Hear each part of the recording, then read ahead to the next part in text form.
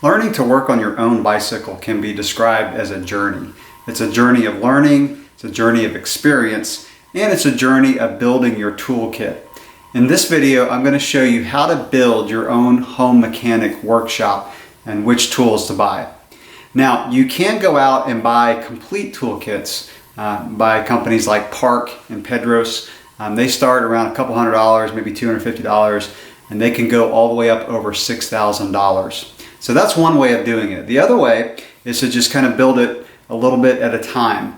So what I'm going to do in this video is I'm going to go through the tools that you need for a pretty complete toolkit or home workshop. And I'm going to do it in the order of necessity. So starting with the really basic tools and working up to the more advanced tools.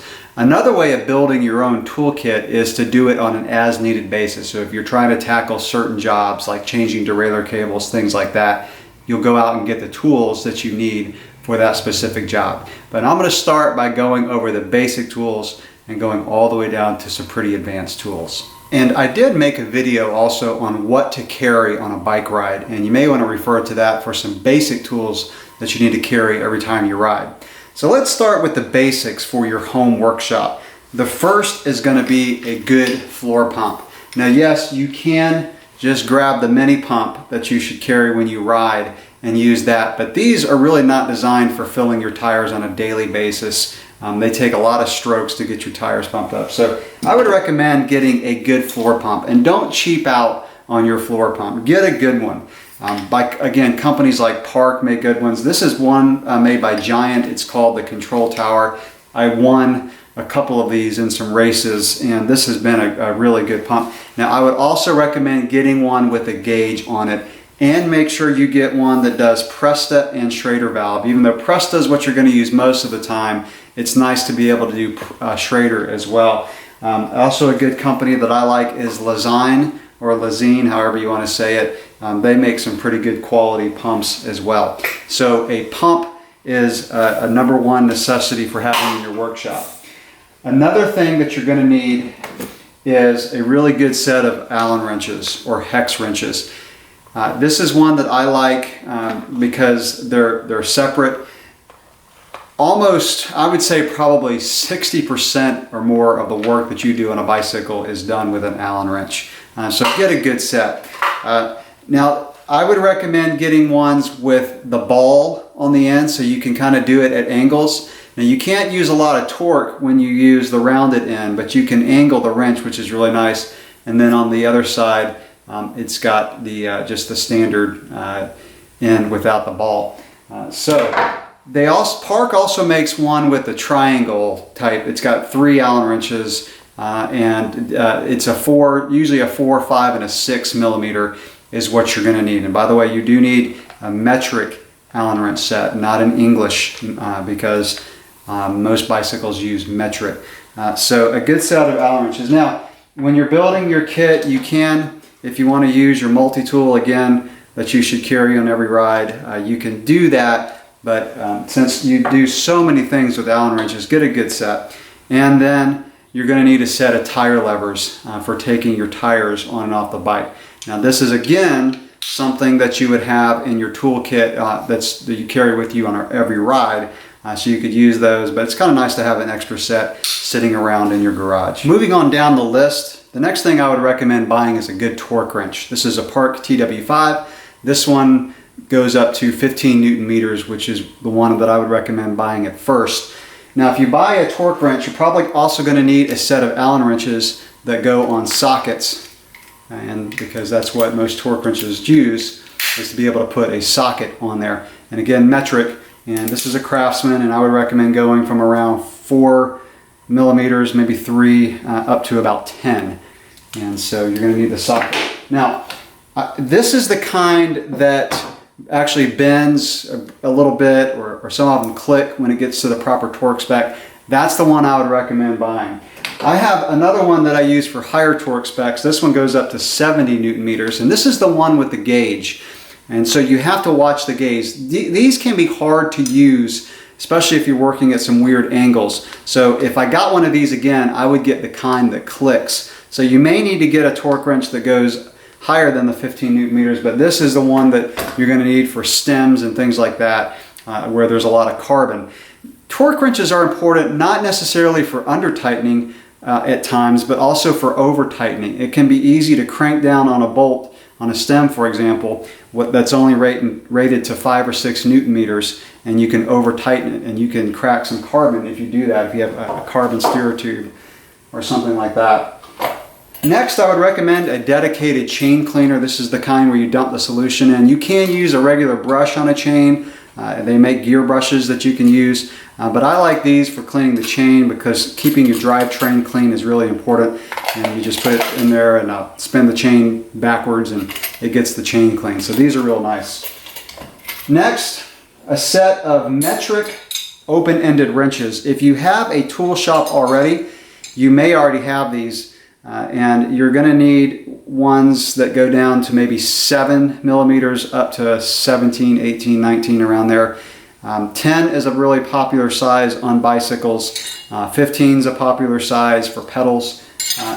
Now, also for bikes are cone wrenches. These are open-ended wrenches, but they're thinner. These aren't used quite as much today. These were real popular on hubs where you had to get some caps off to get to your hubs and get the bearings out. So hubs that used open bearings and not cartridges. Today, bearing cartridges are more and more popular on wheel sets where you just tap out the bearings when they go bad and tap in a new set of bearings. So you're not necessarily having to get those caps off to get to the bearings. So these still may come in handy though, and you may come into some situations where you would want to have these cone wrenches. You'll need a set of screwdrivers, and again, you may already have these, but you're going to need a Phillips head, flat head, a larger one, and then Phillips and flat in a smaller size. And especially for doing things like derailleur adjustments,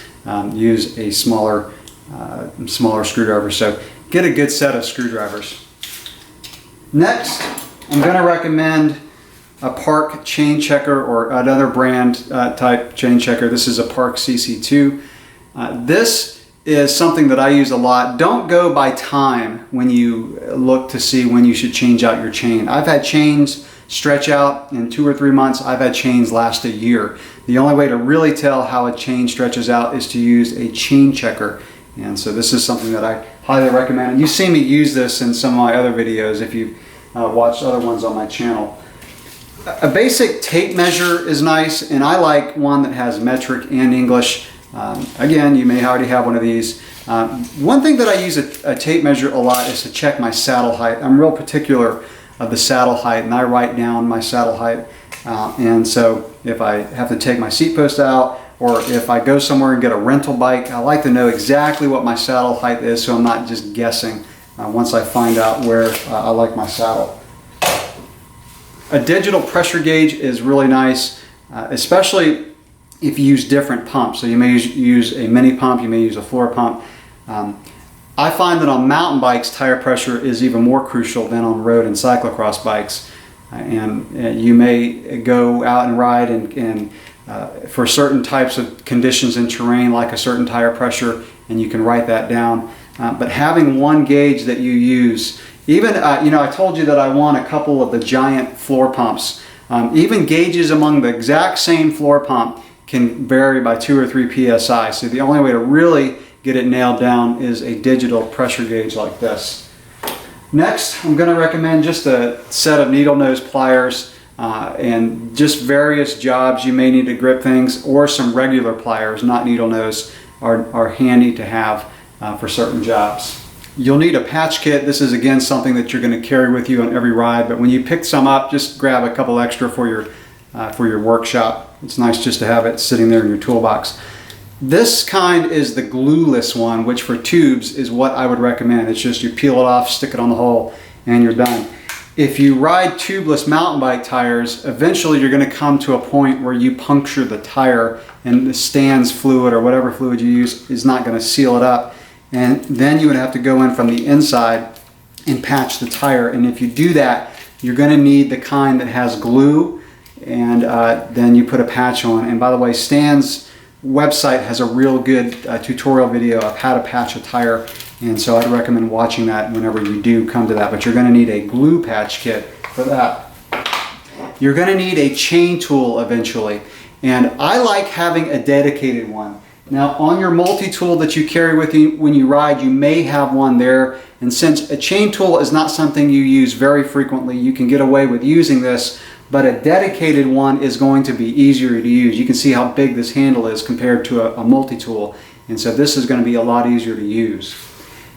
You may have also seen in one of my how to install a chain video, this homemade tool that I made out of a coat hanger, and this holds the chain so that when it comes time to put the link in, excuse me, that it's a lot easier to do because the chain is not stretched out. So this is something that I would recommend making just out of an old coat hanger. Now this really isn't a tool, but it's cable ties, and these come in very handy in working on a bike. So grab some cable ties from your hardware store, and the best thing that I found to cut cable ties is a set of toenail clippers. So you can use some old toenail clippers to cut the excess off a cable tie. If you are a mountain biker and you have suspension on your bike, you're going to need a shock pump. It used to be that companies, when you bought a bike or a fork, would include one of these with it, but I'm seeing that less and less, so you may actually have to go out and buy a shock pump, but this is very important for mountain bikers. Next on the list is a work stand. This is something that I use almost on a daily basis, whether it's cleaning a bike, working on a bike, just trying to get it off the floor, whatever. So this is probably going to be one of your most sizable investments if you're building up your toolkit piece by piece. I like this kind. This is a new stand for me, and I actually may do a review on this one, but this is the kind that actually you can turn this and crank down and then clamp down. I had one before where it had the spring, and it took a while to get it adjusted because some bikes I'll clamp by the seat tube, some bikes I'll clamp by the top tube, and they're different diameters. So having one that's easily adjustable like this is the kind that I prefer. This is the Park PCS4. These will range from, maybe $100 up to several $100s. This one I think is around the $200 range. It's height adjustable, kind of folds a little bit. The legs kind of fold in. Not super portable. You can get some, so if you go to races and things like that and you like to have a work stand, probably want to get one that folds up. This is not one that I would describe as portable, but again, it's something that I use all the time.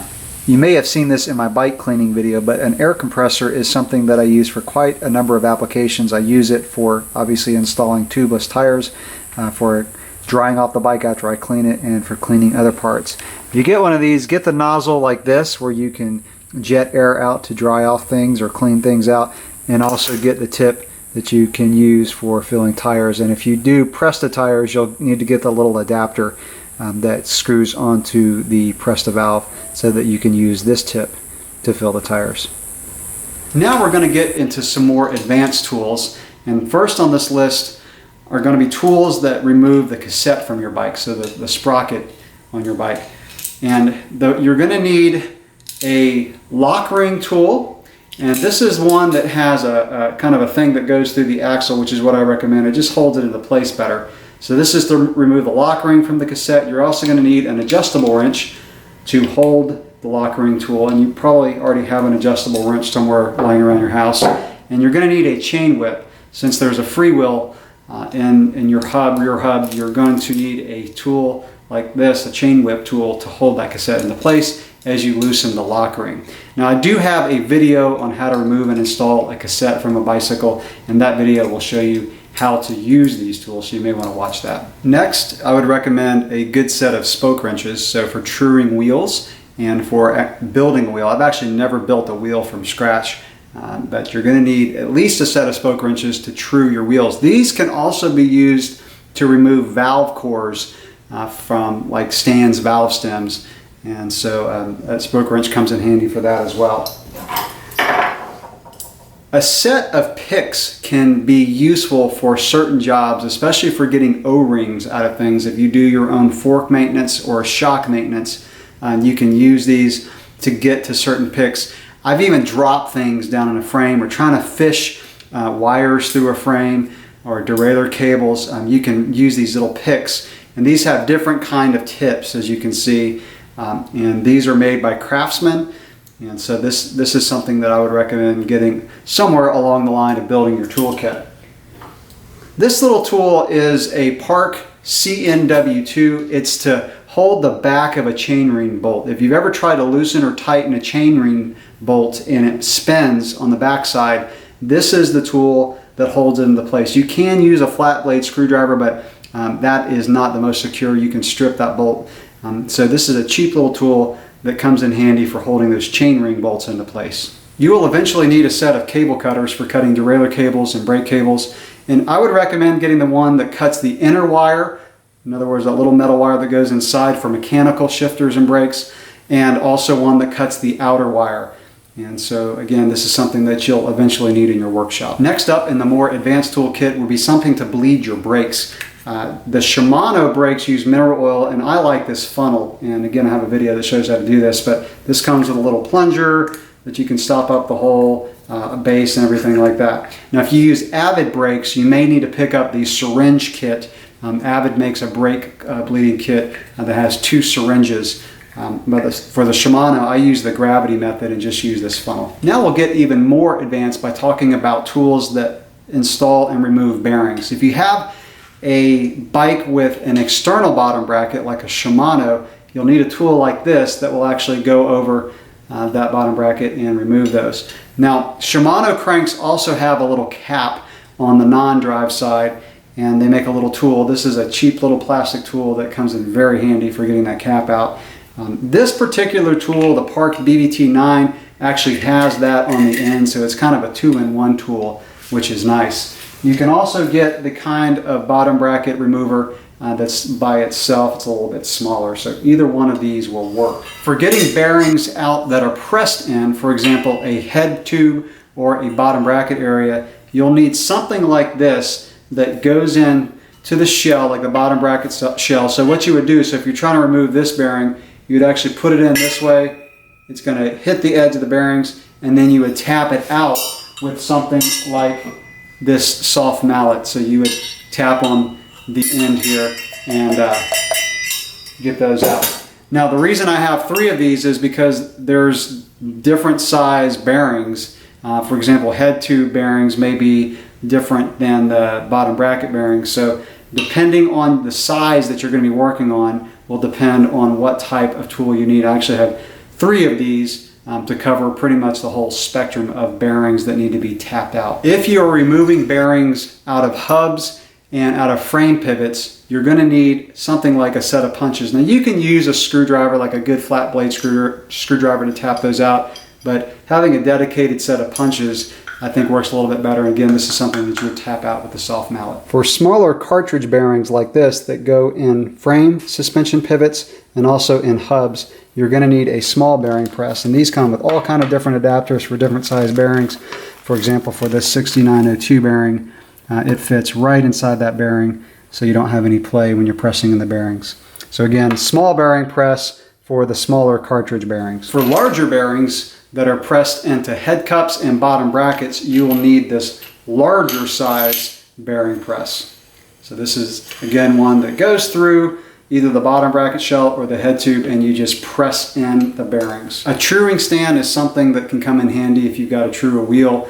You can also true a wheel inside a frame. You can cut a cable tie and put it near the rim and true it that way. But if you want a dedicated truing stand, especially if you're going to build a wheel from scratch, this would be very important.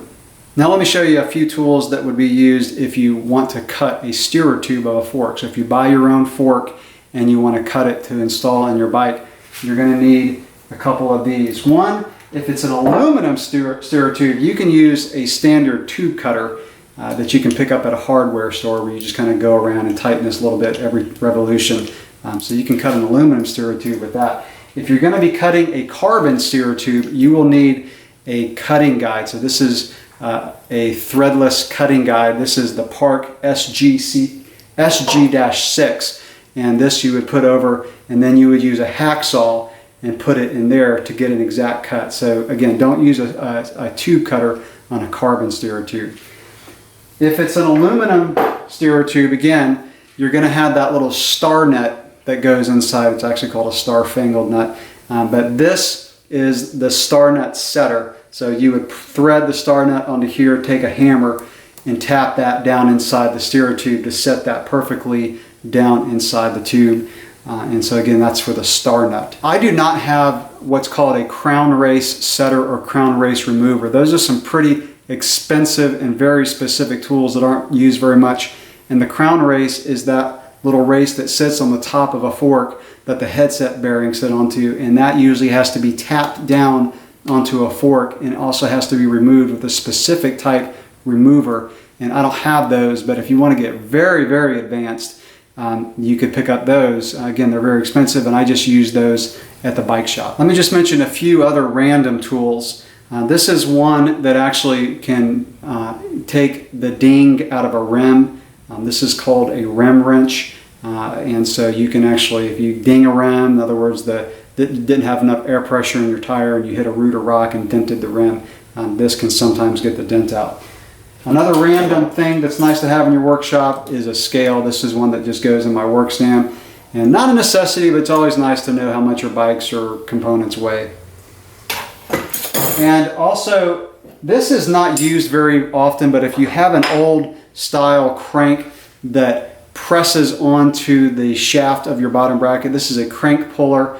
And again, this is not used very often, but you would thread this and it pulls that crank off. Most cranks today, either like the Shimano, come off with that little top cap and the Allen wrench bolts, or they have a self-extracting bolt. But if they don't have a self-extracting bolt, you would need a crank puller. This is a nifty little tool that's not going to be a necessity in most workshops, but it's a derailleur hanger adjustment or alignment guide, the DAG1 by Park.